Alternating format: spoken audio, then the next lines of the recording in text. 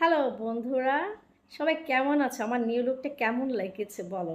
আমি সম্পূর্ণ সার্জারি করে আমার স্কিনটাকে আমি একটা অনেক সৌন্দর্য নিয়ে গিয়েছি। কারণ আমাকে সবাই এভাবে দেখতেই পছন্দ করে, সবসময় সাজগোজে।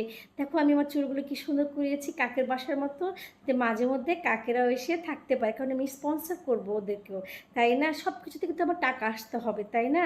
টাকাই হচ্ছে প্রাধান্য। তাই আমার চোখ থেকে বদলিয়েছি, আমার লিপস চেঞ্জ করেছি, নাক দেখো কীরকম করেছি, সব কিছু স্পন্সর করা। আমার কানের দুল দেখো স্পন্সর করে, এবার চুলগুলো সে আমি বললাম না, আমি এগুলোকে কাকের বাসার মতো বানিয়ে রেখেছি, যাতে কাকের থেকেও আমি স্পন্সর নিতে পারি। আমার মেকআপটা দেখো অনেক এইচএস থেকে করিয়েছি। এইচএস মানে বুঝো, এইচএস পার্লার থেকে, স্যালুন থেকে করিয়েছি।